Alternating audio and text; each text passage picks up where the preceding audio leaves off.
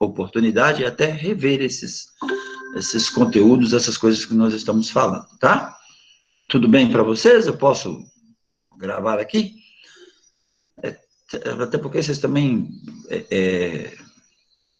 participam tão pouco, né? Que eu teria que pedir aí a permissão para ouvir a voz de vocês de novo, tá? Mas fica assim, então. Vamos lá. Voltando, então, ao nosso assunto aqui, o que estamos falando aqui do processo de planejamento orçamentário. Então, quando eu falo de contabilidade aplicada ao setor público, eu estou me preocupando com aquela oportunidade de quantificar, né, o plano de gestão, né?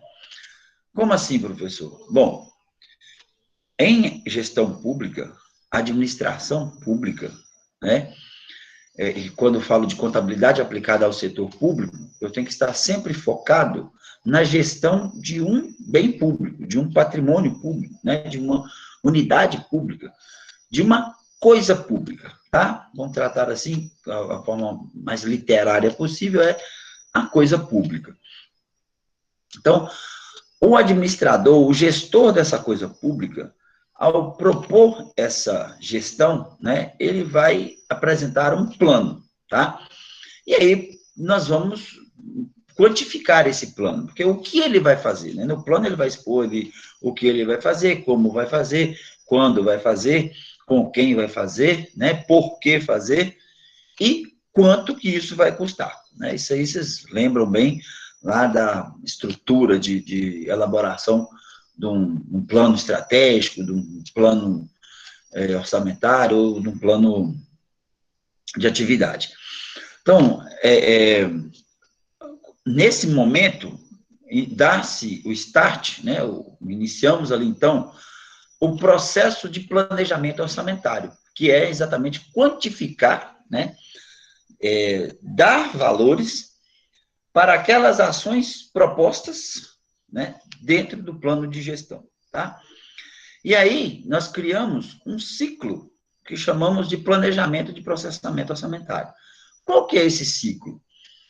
O ciclo começa com a elaboração do planejamento, né, que deve ser aprovado por um núcleo, aí nós vamos compreender, né, que na nossa estrutura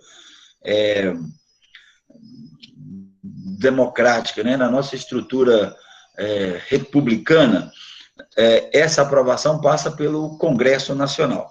Se eu estiver falando de União, né, mas se eu estiver falando de município, por exemplo, essa aprovação passa pelo Legislativo, né?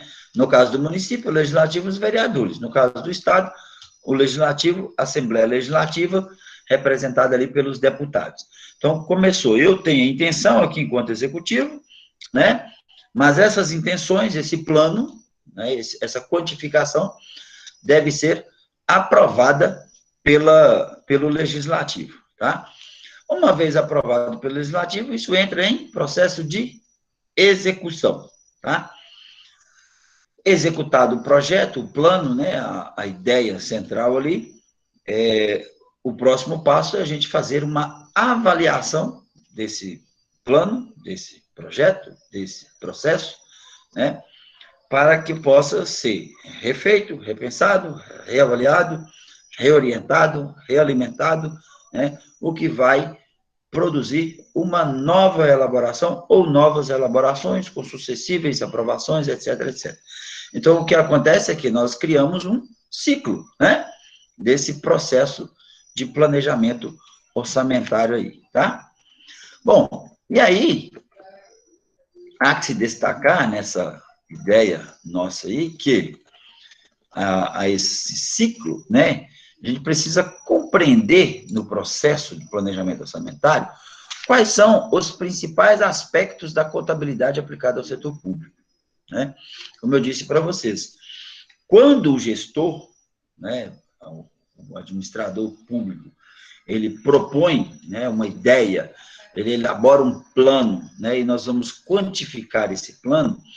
Então, onde é que entra a contabilidade nisso tudo aí, professor? Porque, por enquanto, o senhor só está falando aí, na minha interpretação, estamos falando de administração pública, estamos falando de gestão pública, né? Exatamente. Estamos falando de gestão pública, mas o aspecto orçamentário dessa gestão pública, ele diria que exclusivo, né, da contabilidade aplicada ao setor público, tá? O aspecto patrimonial, ou seja, até quando isso interfere no patrimônio público, né? Quais são as modificações que isso vai promover ao patrimônio público, tá? Então, esse aspecto patrimonial também é ali, penso, a contabilidade aplicada ao setor público. E o aspecto fiscal, né? Que nesse sentido, quando eu falo de aspecto fiscal, por favor, esqueçam aquela contabilidade fiscal e tributária que vocês, de certa forma, vivenciaram bem e positivamente, tá? Naquele momento, vocês estavam atendendo a digamos assim, um nicho muito específico da contabilidade, que é essa contabilidade aplicada ao setor fiscal, tá? Nesse aspecto fiscal que nós estamos dizendo aqui, esse aspecto fiscal da contabilidade aplicada ao setor público, é um aspecto voltado para o controle e para a auditoria, tá? Então, é exatamente você verificar, né? É você, de certa forma, policiar, tá? Os atos da gestão pública, tá? Se lá na ficha anterior estávamos falando de avaliação, né?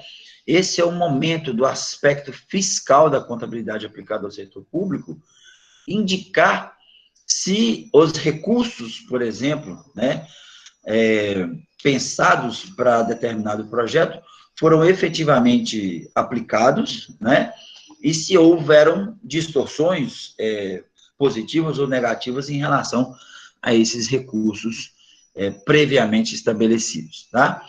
Então, é extremamente importante a gente compreender esses diferentes aspectos, de maneira que a gente não realize interpretações equivocadas a respeito das mais variadas informações contábeis, porque essa é a grandeza da contabilidade aplicada ao setor público, né?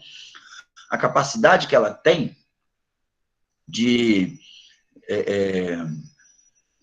nos fornecer tanto material, né,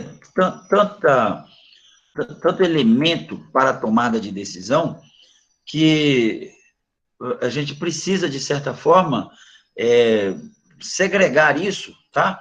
Então, assim, quando eu falo de contabilidade aplicada ao setor público, isso é muito amplo, né? É enorme, essa contabilidade aplicada ao setor público é enorme. O universo de atividade, de ações que nós podemos desenvolver dentro dessa contabilidade aplicada ao setor público é enorme, se vocês simplesmente, né, se aterem a esses aspectos aí, ó. Se vocês, a partir do momento que nós começarmos aqui, nosso grupo, tá? A projeção sumiu, vai voltar, Kaique, tudo bem. A partir do momento que nós começarmos a buscarmos dentro dessas três, vamos ficar só com esses três aspectos aqui, tá? Espera aí que eu vou projetar aqui para vocês me acompanharem. Desculpa aí, porque como eu imagino que vocês já têm o conteúdo, tá? Então, eu volta e meia, eu fico fechando a tela aqui. Mas pode deixar que eu não vou fazer isso mais, tá? Espera aí, só um minutinho. O negócio aqui é um pouco lerdo. Ok. Então, apresentação. Aqui. Então, se a gente pensar, né, somente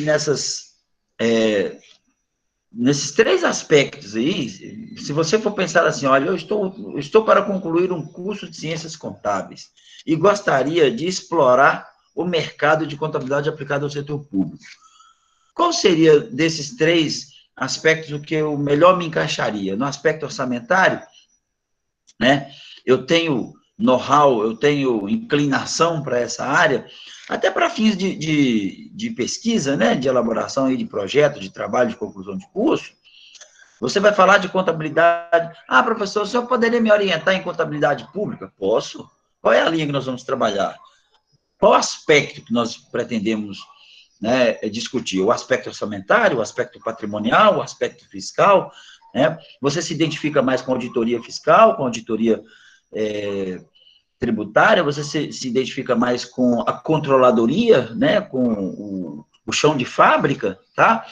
Então, isso tudo são as potencialidades que nós temos de atuar dentro da contabilidade aplicada ao setor público, né? Olha que eu já não estou nem falando mais em contabilidade, estou falando especificamente da contabilidade aplicada ao setor público, né? Então, na sequência aí, o que nós fazemos de forma muito sucinta, tá? Esclarecer para vocês quais são cada um desses aspectos, tá?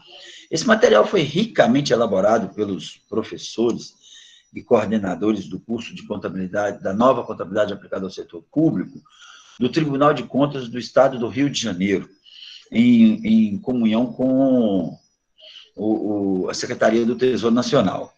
Tá? Então, assim, é novíssimo, sabe? Isso está assim, pujante ainda, então é bom que vocês se aproveitem desse material, porque realmente é um material muito recente de contabilidade aplicada ao setor público, tá?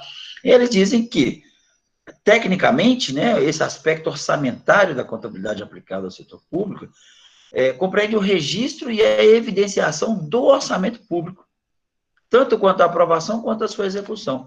Então, assim, olha só a complexidade disso. Quando eu digo complexidade, eu não estou dizendo que é difícil, tá, gente? Por favor. O que eu quero dizer aqui é que, para a contabilidade comercial, por exemplo, é raro você entender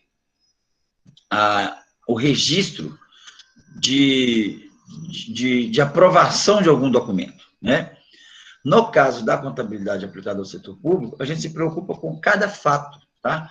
Então, o diário da contabilidade aplicada ao setor público, ele tende a ser mais extenso, né? Aqui não é só o fato que é registrado. Lembra que eu falei lá na nossa primeira aula, né? Aqui nós quantificamos os atos e os fatos, né? Então, tudo é importante, né? O diário é, assim, cronologicamente seguido para a gente não correr o risco de omitir, né, ainda que por vício ou por erro, né, alguma ação do ato ou do fato da administração pública. Então, quando a gente fala do aspecto orçamentário, nós estamos nos preocupando tanto quanto a aprovação quanto a execução do orçamento, tá? Então, esses registros aí de natureza orçamentária são a base para a elaboração do quê? Do relatório resumido da execução orçamentária. Então, esse relatório, ele assim, constantemente circularizado entre as pessoas, né, entre os interessados pela contabilidade aplicada ao setor público, como falamos no encontro anterior também, né, e dos balanços orçamentários e financeiros, que representam os principais instrumentos para refletir esse aspecto. Então, quais os principais instrumentos que refletem o aspecto orçamentário da contabilidade aplicada ao setor público? O relatório resumido de execução orçamentária, né, e os balanços orçamentários e financeiros. Beleza? Tranquilo aí? Se alguém tiver alguma dúvida, por favor, é só manifestar que a gente interrompe a apresentação e tenta esclarecer, tá? O próximo aspecto é o aspecto patrimonial. Então, aqui se dá, né? Em que se resume, ou seja, em que consiste o aspecto patrimonial da contabilidade aplicada ao setor público? Nesse caso, nós estamos nos preocupando com o registro e a evidenciação da composição patrimonial do ente público. Então, se você trabalha aí na Secretaria de Segurança Pública, né, se você trabalha na Universidade Federal, na escola estadual, na escola municipal, na prefeitura, na Câmara Municipal, enfim, qualquer um desses entes públicos, você primeiramente tem que entender essa unidade, esse setor, né, como esse órgão, como um ente público, tá? E aí, esse ente, ele terá, dentro do grande plano de contas da contabilidade aplicada ao setor público, da União, tá certo? Nós vamos ter que pegar esse plano de contas universal aí e aplicar especificamente a esse ente público, para quê? Para que a gente possa ter condições, tá? De mensurar a composição patrimonial desse ente público, por menor que ele seja, tá? Então, nesse aspecto, né, devem ser atendidas as normas contábeis, voltadas aí para o reconhecimento, mensuração e evidenciação dos ativos e passivos e suas variações patrimoniais. Então, nós já sabemos o que são ativos, nós já sabemos o que são passivos, e já aprendemos também o que são variações patrimoniais. A diferença é que, até então, nós tratamos isso no universo do setor privado, tá? E aí, o que nós vamos fazer agora? Nós vamos aplicar essas normas, né, que nós aprendemos ali, as normas editadas pelo Conselho Federal de Contabilidade, nós vamos aplicar essas normas ao setor público, né? E aí sim, nós vamos elaborar o balanço patrimonial e as demonstrações das variações patrimoniais que vão representar aí os principais instrumentos para refletir o aspecto patrimonial, tá? Então, qual é, né, o principal instrumento que reflete o aspecto patrimonial da contabilidade aplicada ao setor público? O balanço patrimonial e a demonstração das variações patrimoniais. Ok, gente? Tá? Então, o processo de convergência às normas internacionais de contabilidade, que vem acontecendo aí já de longo salvo engano desde 2008, né, visa principalmente contribuir para o desenvolvimento desse aspecto patrimonial, tá? Porque nos outros países, né, em que a contabilidade pública, né, ela é mais desenvolvida, né, a leitura que se tem de contabilidade pública é o que nós comumente chamamos de contabilidade corporativa, tá? Que, assim, é público porque é do interesse de todos, tá entendendo?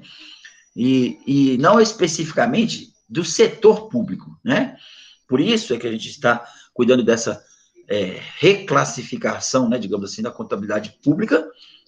O que é contabilidade pública? Bom, contabilidade pública é aquela contabilidade em que você envolve o meio ambiente, que você envolve as pessoas, né? Então, é o que a gente chama de empowerment, stakeholders, envolve o meio ambiente, que você envolve as pessoas, né? Então, é o que a gente chama de empowerment, stakeholders, enfim, é um novo conceito de contabilidade, que é uma contabilidade mais universal. Então, se a gente trata a contabilidade pública como uma contabilidade mais universal, né, então, como ficam os entes públicos? Bom, ficam com uma contabilidade específica aplicada a esse setor, tá? E aí nós temos que destacar esse aspecto patrimonial da contabilidade aplicada ao setor público. E o que representa, né? Quais os instrumentos que a gente vai encontrar no mercado e que vai representar imediatamente esse aspecto da contabilidade aplicada ao setor público. São os balanços patrimoniais e as demonstrações das variações patrimoniais do ente público, tá certo? Por fim, né, dentro desses três aspectos aí, desse tripé que nós acabamos de formar, né, o aspecto fiscal, né? Então, o que significa? Qual é assim, a conotação dada ao aspecto fiscal da contabilidade pública? Nesse caso, nós estamos falando da apuração e evidenciação dos indicadores estabelecidos pela Lei Complementar número 101, que é a Lei de Responsabilidade Fiscal, né? dali onde nós estamos destacando, despesas com pessoal. Então, perceba o aspecto, né, esse aspecto fiscal aqui, ele é um aspecto de quê? De verificação, né, de conferência, tá? E aí é um aspecto, né, bem de fiscalização mesmo, de verificar se está correto, se está de acordo. A Lei Complementar número 101, para aqueles que ainda não conhecem, né, denominada como Lei de Responsabilidade Fiscal, ela veio para regular aquelas ausências pré-existentes na lei da contabilidade pública, né, que porventura foi datada e editada bem antes da Constituição Federal, e, portanto, a Constituição Federal, ao garantir, ou pelo menos ao propor, né, a garantia de todos aqueles direitos previstos constitucionalmente, então, deixou expresso que tudo seria regulado por lei, tá? Então, é essa lei, né, que regula aí essa questão dos limites da gestão, né, das competências, etc., é a Lei 101 de 2000, chamada de Lei de Responsabilidade Fiscal. Então, o que a gente pode destacar dessa Lei de Responsabilidade Fiscal? Destaca os indicadores de despesa com pessoal, né, uma das mais perseguidas, né, todavia, se você for verificar aí a maioria dos processos de cassação, dos processos de rejeição de contas públicas, em geral, dos municípios da região, do estado ou de outros estados, né, maioria deles estão ligados com o comprometimento da folha de pessoal, que é essa questão do indicador estabelecido pela Lei de Responsabilidade Fiscal, de qual é o limite de despesas com pessoal. Qual é o limite das operações de crédito de um determinado ente público, né? De uma determinada unidade ali. Quais são os limites da dívida consolidada do ente público, né? Então, vocês sabem quais são os limites da dívida consolidada do município de Teoflotone, né? Ou, sei lá, do 19º Batalhão de Polícia Militar, ou da Superintendência Regional de Ensino, né? Então, você perceba que nós estamos segregando isso, né? E olha só o universo de trabalho que podemos cada um fazer, né? Limites da apuração, os indicadores estabelecidos ali, dos limites da apuração da disponibilidade de caixa, tá? Resultado primário, né? E do resultado nominal, né? Então, essas variáveis, elas são imprescindíveis para quê? Para verificar o equilíbrio das contas públicas, né? Para você determinar ali se aquele ente, se aquela prefeitura, se aquele município, né? Ele é saudável, tá certo?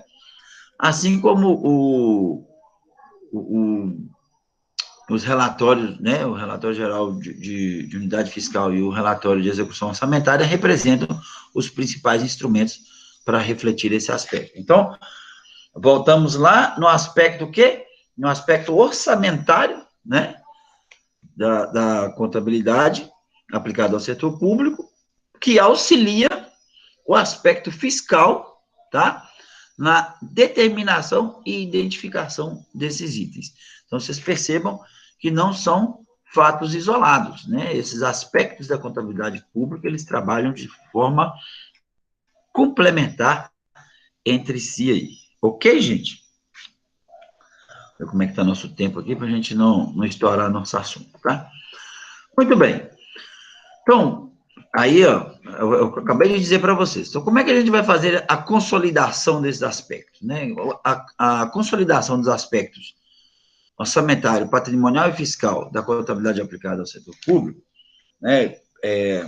Vai ter como ponto de partida ali, basicamente, o ato e o fato. Então, vamos entender isso. Como? Os registros contábeis devem refletir cada evento abrangido pela contabilidade e seus efeitos evidenciados nos aspectos orçamentário, patrimonial e fiscal de maneira a contemplar os conceitos inerentes a cada aspecto. Cabe aos responsáveis pelos serviços de contabilidade nos entes da federação.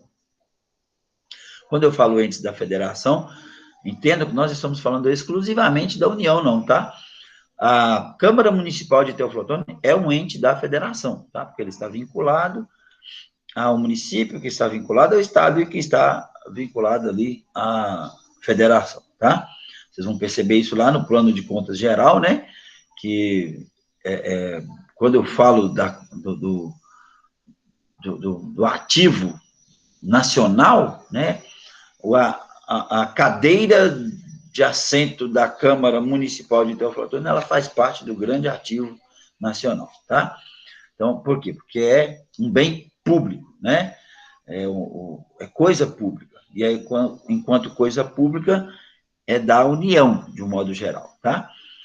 Então, cabe aos responsáveis pelo serviço de contabilidade dos entes da federação compreender os eventos e seus efeitos na evidenciação contábil, a partir do entendimento das normas e conceitos inerentes a cada aspecto, tá?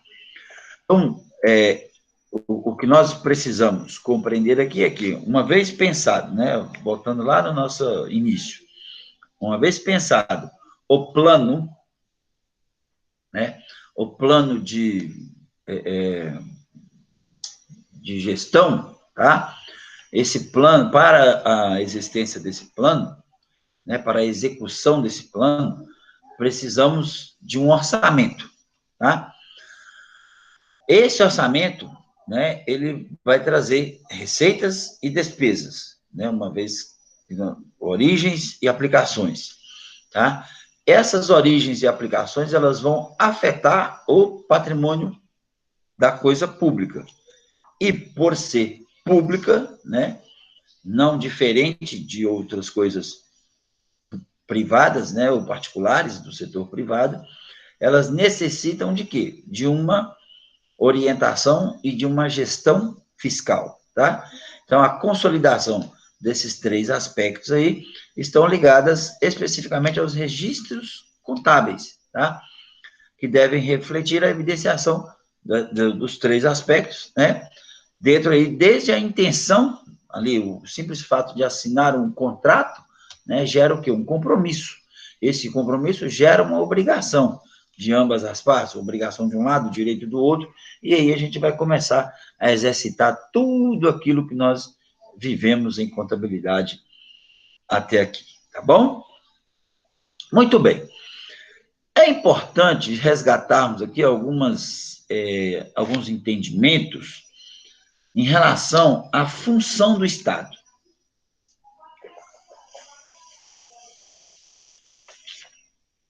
Longe de mim querer tratar com vocês aqui de direito constitucional, né? Nada disso, tá? É só uma questão mesmo de fazer um pano de fundo aí para a nossa compreensão enquanto contabilidade aplicada ao setor público, tá? Então, dentro do processo de planejamento orçamentário, a gente precisa destacar a finalidade do Estado. E é claro, né, se eu fosse perguntar para vocês aqui, qual é a finalidade do Estado? É lógico que acredito que a maioria de vocês iriam dizer para mim que a finalidade do Estado é atender às necessidades básicas dos cidadãos, né? Ok, quais necessidades básicas? Né? O que são consideradas aí necessidades básicas? De onde partimos para poder determinar essas necessidades básicas? É claro, acredito também que vocês já estão letrados nesse assunto aí e iriam responder para mim que isso está previsto na Constituição Federal, né? São direitos constitucionais, tá? Então, podemos dizer que o Estado tem a finalidade de realizar o bem comum da coletividade, que é o propósito constitucional, né? E a forma de materializar esse bem é executando a chamada atividade financeira do Estado, tá? E o que é essa atividade financeira do Estado? O conjunto de ações que o Estado realiza para obter receitas e realizar gastos, né? Porque, afinal de contas, tecnicamente, tudo que o Estado arrecada deve ser gasto com os seus cidadãos para o atendimento dessas necessidades, o atendimento desse bem comum aí, né? Então, executando a chamada atividade financeira do Estado, que é esse conjunto de ações para obter receitas e realizar gastos, de que modo? De modo que a administração pública possa atender todas as demandas da sociedade. Então, tecnicamente, a atividade financeira do Estado é composta por 4 elementos básicos, que são auferir ou obter receitas, né? Então, cobrar impostos, taxas e contribuições é, sim, uma atividade financeira básica do Estado, tá? Segundo, criar créditos públicos, né? Então, tomar dinheiro emprestado, emprestar dinheiro, é finalidade básica do Estado. Custear despesas públicas, né? Então, bancar aí hospitais em tempos de crise, tempos de calamidade, etc., é, sim, uma das atividades financeiras básicas do Estado. E gerenciar o orçamento público, tá? Então, basicamente, dentro aí do que nós chamamos de processo de planejamento orçamentário, para atendimento das demandas da sociedade, o Estado, ele tem aí a sua atividade financeira, né, composta de pelo menos esses 4 elementos básicos aí: aferição de receita, criação de créditos públicos, custeio de despesas públicas e o gerenciamento do orçamento público, tá? A gestão ali do orçamento público, tá? Bom, não sendo suficiente a receita pública própria arrecadada pelo Estado para suprir as demandas sociais, a administração, ela cria créditos públicos, ou seja, contrai operações de crédito com o objetivo de custear as despesas públicas. Imaginem vocês o município de Teoflotone, com mais de 150 mil habitantes, se tivesse que resolver todas as suas despesas, né, públicas, aí, se tivesse que custear todas as suas despesas públicas, apenas com o recurso de imposto sobre serviço. É impossível, praticamente impossível, encontrar o ponto de equilíbrio, né, desse município entre as receitas auferidas e as despesas aplicadas. Né? Para isso, ela iria precisar, né, vamos tentar compor aqui a receita do município. Ela tem o ISS, né, que é a receita própria do município, é imposto sobre serviço, né? A partir daí, nós temos as taxas, taxa de iluminação pública, taxa de serviço, taxa de coleta, né, IPTU. Então, você vai somando, e ainda, eu, né, na minha leiga ignorância aqui, entendo que ainda não alcançamos o ponto de equilíbrio, né, mesmo entrando aí o fundo de participação do município, o que é fundo de participação do município? São as receitas, a parte que corresponde à fração ideal do município em relação ao imposto sobre circulação de mercadoria e serviço, sobre IPI, PIS, COFINS, etc., né, que seria o esforço ali das empresas envolvidas no município. Por isso é importante também a contabilidade do setor privado, tá? O VAF da MEF, aquilo tudo lá tem uma influência fortíssima aqui nessa formação, tá? Mas ainda assim, não temos condições de sustentar a folha de pagamento de pessoal, de atender ali a demanda da sociedade no que diz respeito à infraestrutura aí. Agora mesmo estamos vivenciando o grande, digamos, o ponto mais nervoso, né, de uma gestão pública, que é o período das águas. Né? Todo o período das águas, a leitura é sempre a mesma. Né? Por quê? Porque normalmente, se não há um planejamento, né, se não há um orçamento específico para a gestão dessa pasta, é claro que todo ano teremos o mesmo exercício ali, e isso vai ser sempre retroalimentado, porque a natureza, ela não tem essa previsibilidade que nós, enquanto seres humanos, nos propomos, né? Mas, independente dessa observação feita, né? Ou seja, feita essa observação, guarda ela numa caixinha aí, vamos tratar do seguinte: os recursos são insuficientes. Em sendo insuficientes, então, o Estado, e aí quando eu falo Estado, vocês entendem o Estado como município, como o Estado mesmo, né? O Estado de Minas Gerais, o Estado de Goiás, enfim, ou a própria União, tá? Ela pode, né, de certa forma, desde que autorizada, a contrair, né, operações de crédito para poder complementar aí a sua cesta de receitas ali, para poder cumprir, né, o custeio das despesas públicas conforme a sua necessidade. Então, dessa forma, as receitas e despesas serão gerenciadas no instrumento orçamentário. Que instrumento orçamentário é esse? Aí vamos voltar lá nas nossas siglas, né, que falamos no início, que é a Lei do Orçamento Anual. Então, na Lei do Orçamento Anual, qual que é a importância da Lei do Orçamento Anual? É eu prever que em 2022, tá? Já nem estou falando em 2021 mais, tá certo? Em 2022, diante da realidade apresentada em 21, 20, 19 e 18, tá? Em 2022, eu terei um gasto estimado em X milhões de reais, tá? E uma receita estimada em X menos Y milhões de reais. Então, esse menos Y milhões de reais aí, eu vou precisar complementar de alguma forma, tá? E como é que eu faço isso? Através de operações de crédito, né? Que é quando o Estado, quando a União, né, tem a oportunidade de criar créditos públicos, tá?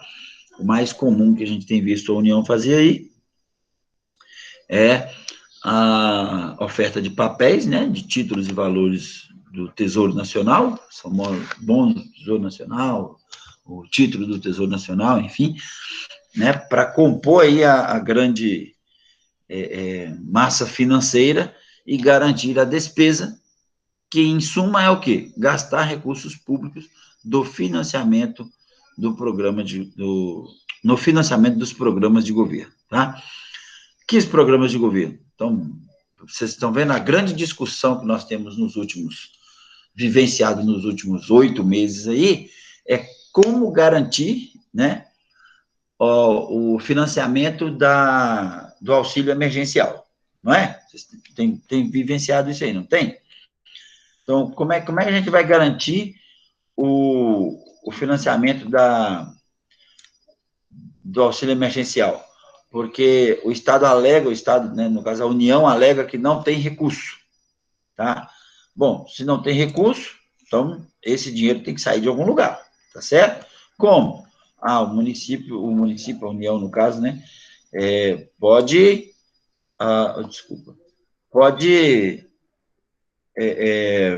uma vez autorizados, né, realizar alguma operação de crédito, que seja tomar esse dinheiro emprestado do Fundo Monetário Internacional, do Banco Mundial, que é o que eles querem, inclusive, né, mas isso aí é um posicionamento particular, tá? Ignorem minha observação aqui nesse momento, podemos discutir isso no outro momento, inclusive. Pode, inclusive, gerar papéis, né? Vender esses papéis aí para que para que a dívida pública da União fique muito mais como uma dívida interna do que como dívida externa, né? Porque assim fica mais fácil, inclusive, de dar calote, né? Haja visto, já temos esse exemplo no ocorrido na gestão de Collor, mas também é um posicionamento particular, podemos falar disso no outro momento, tá? para compor essa massa financeira, e essa massa financeira será aplicada no financiamento dos programas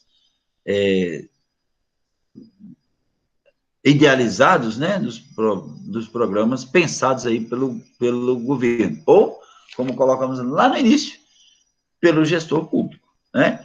Então, isso tudo para justificar ali o papel da contabilidade aplicada ao setor público, né? Então, o Estado, ele gerencia a atividade financeira através do orçamento público, tá? Então, nesse sentido, o orçamento público, essa lei de orçamento anual, ela passa a ser o nosso instrumento de gerenciamento, o nosso instrumento de fiscalização, né? Então, estamos tratando das atividades estatais de obtenção de recursos financeiros, receita e crédito, de aplicação desses recursos, que são as despesas, e do gerenciamento e controle deles, que é o orçamento, tá? Então, a lei do orçamento anual, ela, basicamente, ela se resume nessa definição aí, que é o tratamento das atividades estatais de obtenção de recursos financeiros. Então, ali na lei de orçamento anual, eu vou dizer como é que eu vou obter os recursos, né, financeiros, essas receitas e créditos, tá? Como é que eu vou aplicar esses recursos, então, quais são as despesas previstas para aquele exercício, tá? E do gerenciamento e controle desses gastos e receitas, né, dessas receitas e despesas, vamos colocar assim. Esse gerenciamento e controle, que é o orçamento, é que vai dizer o que foi orçado, o que foi gasto, qual que é a variação, se para mais, se para menos, e quais são os instrumentos de ajuste, de controle, de revisão, né, que nós vamos adotar aí. Então, no Brasil, a lei do orçamento anual é uma peça autorizativa. Entendam bem isso, tá? Então, a LOA é uma lei autorizativa. O legislativo autoriza o executivo, ok? A executar o seu plano, né, de governo para aquele exercício, pautada no princípio da legalidade da administração pública. Ou seja, o Estado só pode executar o que a lei autoriza. Isso é muito importante, gente. Por quê? Porque se sair fora dessa autorização, né, aí é onde ocorrem as grandes rejeições, né, das prestações de contas aí. Então, ela é dizer assim, o executivo, ele está autorizado a gastar, né, apenas aquilo que estiver no orçamento. Vocês lembram do primeiro ano da gestão do governo federal?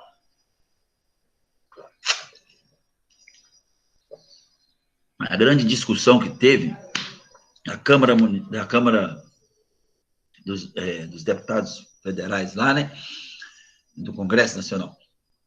O Congresso Nacional modificar ali os limites de gastos, né, do governo federal, quer dizer, o que, de certa forma, atrapalhou a gestão do governo federal naquele momento, mas ficou claro, né, para todo brasileiro, independente aí da sua opção partidária ou, sei lá, é que quem determina, quem autoriza o gasto público é o legislativo, né, o Congresso Nacional, e não o contrário, né?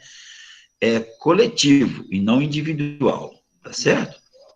Mas aí também é uma outra discussão ali do direito institucional, né, do direito das instituições de direito, vamos dizer assim, que vocês devem ter visto lá no início da formação do curso de vocês, e é isso que nos prepara, inclusive, para ser menos ignorantes, né, quando vamos tratar desses assuntos com outras pessoas, especialmente no que diz respeito à gestão pública, né, é ter essa noção básica aí da importância e da necessidade, principalmente da independência dos poderes, né, e talvez deveria, inclusive, nos preparar melhor, né, para escolher esse grupo de representantes que, na verdade, é quem deveria estar ali representando as vontades da coisa pública, né?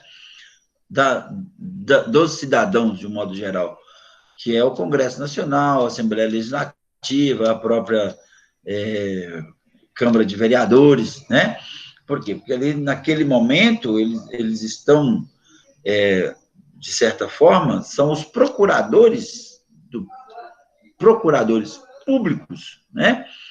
Para autorizar o executivo a fazer aquilo que seja propenso ao público, tá certo? E através de qual instrumento?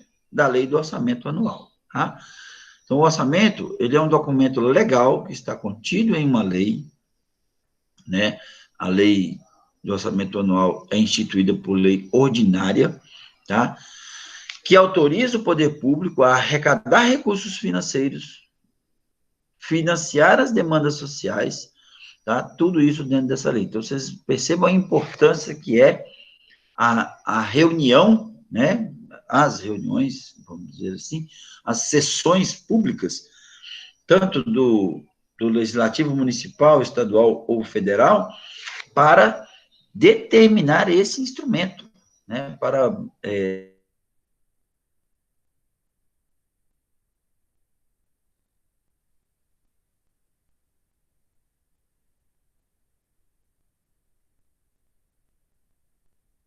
aprovar esse orçamento de como é que vai ficar o nosso próximo ano. Está aí, 2021, até agora não se aprovou o orçamento anual desse ano. Então, o orçamento anual desse ano vai ser aprovado quando? Em 2022? Né? Qual a importância disso? Qual a finalidade de um... Não é nem proforme isso, né? Não vai ter nem efeito, vamos dizer assim. Não vai servir nem para fins estatísticos, digamos, tá? Bom, aí nós temos uma representação gráfica de como é que se compõe esse tripé da administração pública, né? Da administração pública, que, consequentemente, vai alimentar ali a contabilidade aplicada ao setor público. O plano plurianual e a lei de diretrizes orçamentárias, que é bom que se saiba, né? Vamos destacar isso aí. Só existe no Brasil, são instrumentos orçamentários surgidos com a Constituição Federal de 1988. Tá? Essa lei de diretrizes orçamentárias, embora ela só exista no Brasil, mas isso eu gostaria que vocês entendessem, que isso não foi colocado aí de forma pejorativa, muito pelo contrário. Né? Eu, particularmente, entendo isso como um instrumento importantíssimo. Por quê? Porque ele faz a ponte entre o plano plurianual e a lei do orçamento anual. Vou dizer como que a lei do orçamento anual executará os programas do plano plurianual. Como assim, professor? Não entendi. Bom, como o próprio nome já diz, o plano plurianual, ele é um planejamento estratégico para os 4 anos, plurianual, né? Então, são os próximos 4 anos, tá? Então, eu vou fazer um plano para uma gestão. E aí vocês sabem que de acordo com a nossa lei de responsabilidade fiscal, é sempre o último exercício de inicia o exercício do outro, né? Então, ele é plurianual por causa disso, ele propõe uma continuidade da gestão pública, independente de quem é o gestor, tá? E aí a gente entra num viés que é o seguinte, bom, no plano plurianual, eu vou dizer, por exemplo, que vou construir todas as pontes necessárias no município de Teófilo Otoni, tá? Todas as pontes, então eu vou fazer um levantamento aí de quantas pontes eu preciso construir para atender a demanda da comunidade rural, a comunidade urbana, etc, etc, e vou chegar num número de, sei lá, 25 pontes. Nossa. Bom, eu não vou dar conta de construir 25 pontes no primeiro exercício, né? Mas também não posso deixar todo mundo acreditando que isso vai acontecer no último exercício, tá certo? No último ano do exercício, né? Então, o que a Lei de Diretrizes Orçamentárias vai fazer é exatamente indicar, né, quais serão, para cada exercício, né, a quantidade de pontos que eu vou fazer em cada ano. Né? E aí, em cada lei do orçamento anual, eu vou especificar exatamente isso. Vocês vão ver lá na frente que a gente fala isso de uma forma mais didática, digamos assim. Aqui é importante que vocês entendam que o plano plurianual, como ele é de longo ou médio, né? Médio prazo, porque ele é para 4 anos, então nós o reconhecemos como um planejamento estratégico. Já a lei de diretrizes orçamentárias é reconhecido como um planejamento tático. E o planejamento operacional fica aí a cargo da lei do orçamento anual. Tá? Então, essa pirâmide, ela não significa que há essa hierarquia de importância em relação a esses instrumentos orçamentários. É só uma questão da gente organizar o pensamento em relação a esses 3 instrumentos aí, ok? Lembrando que o plano plurianual é para 4 anos e a LDO e LOA para 1 ano. Beleza? Acredito que vocês já devem ter visto lá os nossos videozinhos, nossas videoaulas, e aí naquelas videoaulas nós falamos não, né? O Tribunal de Contas da União e o próprio Tesouro Nacional explica ali de uma forma muito didática, de uma forma muito convencional, né? De uma forma assim bem popular mesmo, né? Como é que a gente iria compreender esses 3 instrumentos aí, o papel desses 3 instrumentos dentro da responsabilidade de cada um, tá?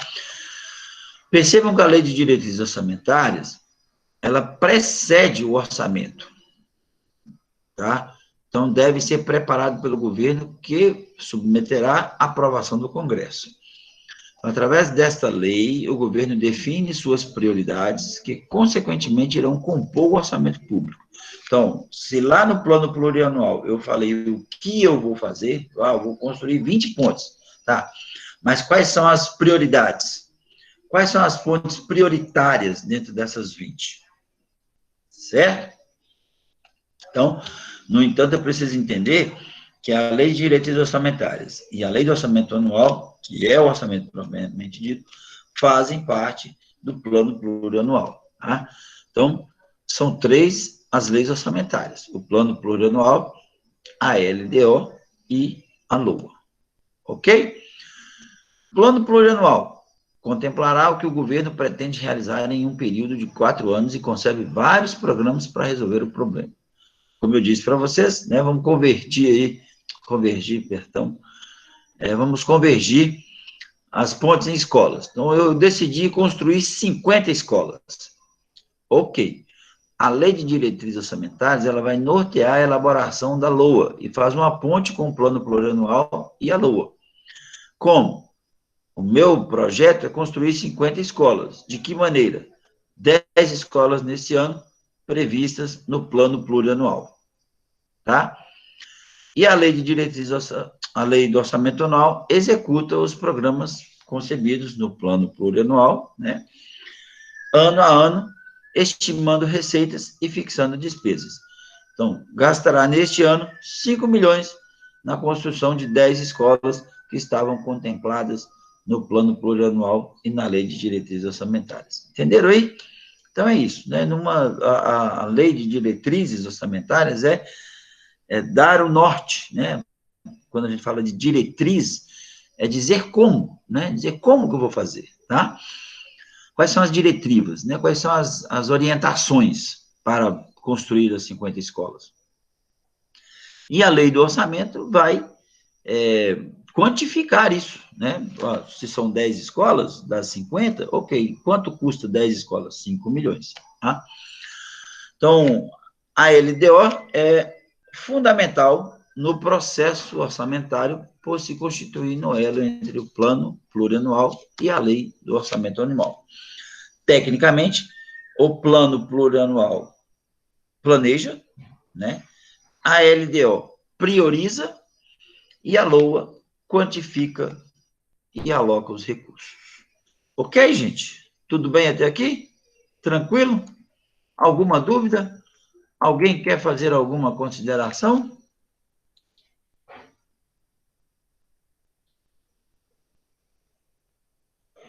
Muito bem.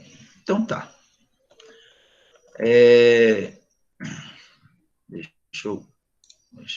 Isso. Tá. Bom, e quais são os prazos, então, que a gente precisa ficar atento aí para a realização desses eventos, né? Vamos dizer assim. Então, o projeto de plano plurianual, ele deve ser enviado para o Congresso Nacional 4 meses antes do fim do exercício. Então, se eu tenho como fim do exercício 31 de dezembro, né? Estamos falando de exercício social, e aí vocês já sabem disso também. Então, eu tenho até o dia 31 de agosto para enviar esse documento, né, esse projeto, para o Congresso Nacional. Então, fiquem atentos aí, tá? Marquem no calendário de vocês, que a partir de agora vocês vão acompanhar o Congresso Nacional, né, as ações do Congresso Nacional, e ficarem atentos que até dia 31 de agosto o plano plurianual tem que estar encaminhado, tá? E aí ele vai ser devolvido para a sanção até o fim da sessão legislativa, que normalmente é dia 22 de dezembro, salvo alguma excepcionalidade do calendário ou coisa desse tipo, tá? A lei de diretrizes orçamentárias, ela deve ser encaminhada para o Congresso Nacional 8 meses e meio, né, ou 8 meses e 15 dias, antes do fim do exercício. Então, ser até o dia 15 de abril, eu tenho que estar enviando esse documento para o Congresso Nacional. Aqui eu estou falando de Congresso Nacional porque eu estou me referindo à União, tá? Mas é o mesmo exercício para estados e municípios, tá? E aí, o Congresso Nacional, o Legislativo, né, vamos dizer assim, tem até o fim do primeiro período da sessão legislativa para devolver aí para a sanção do Executivo. Seria, no caso, 17 de julho, o fim do primeiro período da sessão legislativa, que é quando normalmente eles entram de recesso, tá? Salvo, insisto em dizer, alguma excepcionalidade do calendário, né? E a lei de diretrizes orçamentárias, 4 meses antes do fim do exercício. É o mesmo, perceba que a LOA e o PPA têm aí o mesmo prazo, né, para envio do documento. E também, consequentemente, né, o mesmo prazo para devolução, para a sanção. Então, como nós temos a lei de diretrizes orçamentárias, né, lembra que lá na nossa apresentação, a lei de diretrizes orçamentárias é uma lei de priorização, né, é onde eu exercito a prioridade do plano. Percebam que ela tem um prazo maior, né, para que isso? Se eu começo, se no dia 15 de abril, né, eu já indiquei ali quais são as minhas prioridades, então marquem isso no calendário de vocês. Se a gente tiver que fazer alguma solicitação à Câmara Municipal, né, em relação à nossa comunidade, ao bairro, ou o que for, né, à exceção das emendas parlamentares, etc.,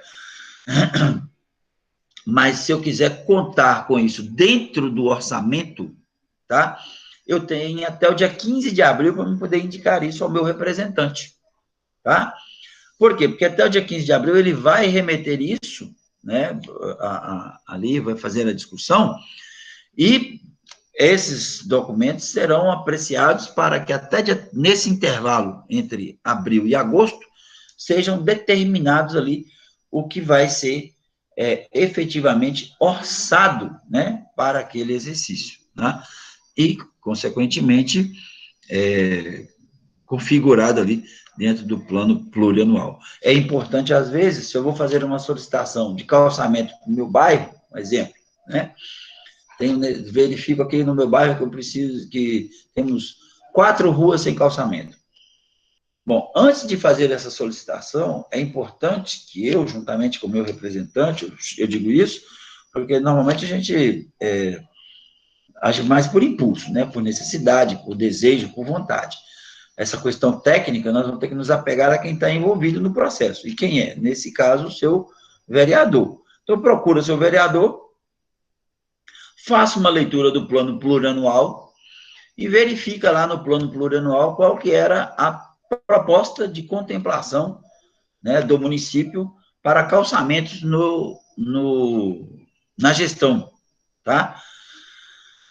Dentro daquilo que foi proposto no plano plurianual, vamos embora fazer uma leitura do que já foi atendido e, se é possível, atender a minha demanda também, né? Ou se ela já não consta dentro daquela proposta, dentro daquela demanda, que uma vez presente dentro do plano plurianual, é só uma questão de acionar o seu representante ali para que ele torne aquilo como prioridade, tá? E uma vez priorizado, vai entrar ali no orçamento anual e, consequentemente, executado no exercício seguinte. Então, perceba que nós não estamos falando de favores, né? Não estamos pedindo para o vereador fazer nenhum favor. Não, é só executar o plano plurianual. É só executar aquilo em que eles prometeram, de certa forma, realizar ao longo dos 4 anos aí, ou 8, né? Para que se propuseram administrar, né?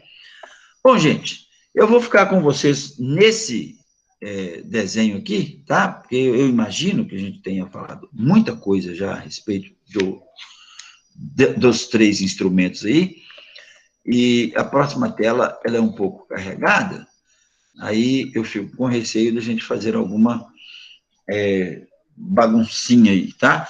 Então, vamos tratar da importância do orçamento público no nosso próximo encontro, tá bom?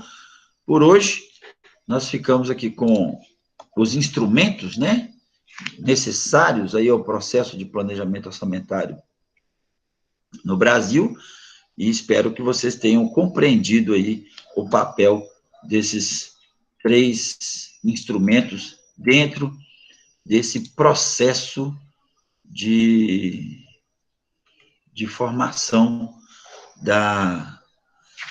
do orçamento público. Ok? Onde encontro as siglas?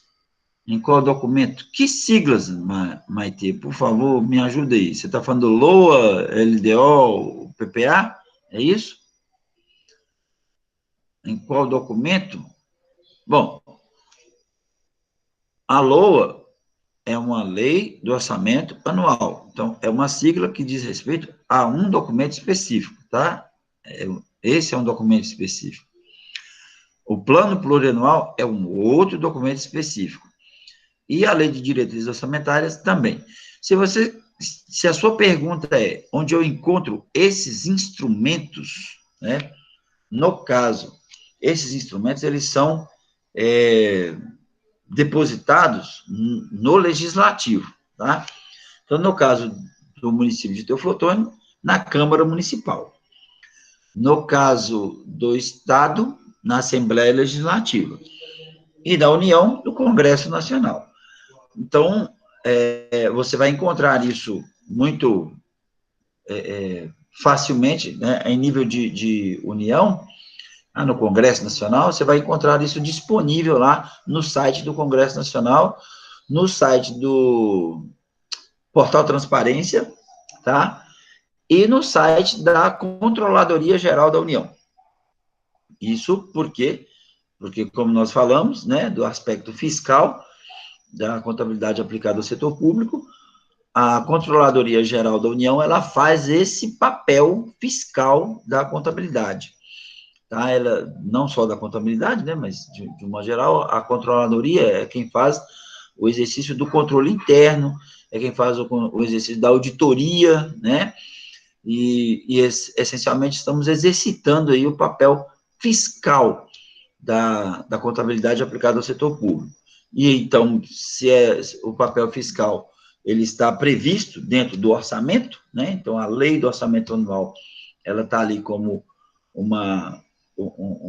além de executar, né? Verificar e identificar os gastos. Então, é claro que essa instituição, essa entidade pública, ela vai se ater ao registro, ao exercício, ao registro e à verificação dos gastos e atos da administração pública, tá? Então, no Tribunal de Contas da União, na Procuradoria-Geral da União, que eu falei aqui agora, né? Controladoria-Geral da União, Tribunal de Contas da União, e na Procuradoria-Geral da União, também no Congresso Nacional, também no site do Executivo, né, naturalmente, mas especificamente, se você quiser saber ali da composição deles, estão disponíveis nesses sites, e também no portal Transparência. Isso eu estou falando de um universo macro, né? Se falarmos especificamente do Estado de Minas Gerais, o universo é o mesmo, tá? Assembleia Legislativa, o Executivo Estadual ali, como governo estadual, tá? O Tribunal de Contas do Estado, né? A Controladoria Geral do Estado e o Portal Transparência do Estado, tá? Da mesma forma, do município. A maioria dos municípios, infelizmente, eles não têm assiduidade, não têm regularidade com o Portal Transparência. Eles não tratam o Portal Transparência com o respeito e a obrigação que deveriam, né? A gente tem que lembrar que o Portal Transparência é um exercício nosso, né? Aquilo ali é uma obrigação que o gestor público tem para com o cidadão, tá? É uma forma do gestor público prestar contas ao cidadão de como estão sendo arrecadados os recursos e como estão sendo empregados esses recursos, né? Então, em linhas gerais, esse exercício fiscal aí da contabilidade aplicada ao setor público da forma mais direta possível, né? Sem que haja nenhum atravessamento, né? De maneira bem popular, digamos assim, tá? De forma que qualquer cidadão seja capaz de entender o que ali se expõe. Infelizmente, não é assim. Se você for verificar o portal Transparência, a maioria das pessoas tem alguma dificuldade em entender os números como estão lá. Mas, insisto que ainda há possibilidade de compreensão, visto que a maioria dos relatórios, né, por exemplo, o relatório o RRO, para o profissional da contabilidade, né, principalmente o profissional da contabilidade que vive contabilidade aplicada ao setor público, ele vai compreender com certa facilidade esse instrumento, tá? Mas para quem não tem essa afinidade com o instrumento, existe lá a representação desse instrumento de forma gráfica, né? Setorial, em barras ou o que for, você pede ali para fazer uma verificação, e aí cada um tem a sua interpretação e análise dos instrumentos. Então, o importante é, o fato mais importante, está disponível, né? Que, infelizmente, né, o fato tão importante é que na maioria dos municípios não está disponível, né? Isso é muito triste, lamentavelmente, nós não temos a maioria desses documentos ali para poder fazer essa avaliação no caso dos municípios, tá? Eu estou dizendo em relação ao portal Transparência, tá? Mas não é por falta de publicidade, porque se você estiver realmente interessado nesses documentos, o legislativo do município tem obrigação de te fornecer, e o próprio executivo também, tá? Isso é documento público, tá certo? Isso não é prioridade do vereador, do prefeito ou do secretário de administração.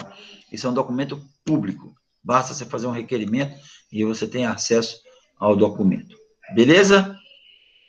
Mais alguma dúvida? Não? Bom, gente, então é isso, né? Eu quero agradecer aí a presença e a paciência de todos vocês, né? Fico muito contente, inclusive, que vocês, que a turma aumentou, né, exponencialmente aí, então isso é muito bom, que a gente estava só com 5, agora temos um número maior de participantes, que bom, tá? Fiquem à vontade para digerir o conteúdo conforme está proposto lá em nossa página, né, nosso ambiente virtual de aprendizagem, tá? E qualquer dúvida que tenham em relação a esses conteúdos, por favor, fique à vontade para me acionar aí nos nossos e-mails e até mesmo lá nas ferramentas disponíveis no ambiente virtual. Beleza? Então é isso. Muito obrigado, boa noite e até a próxima. Alô?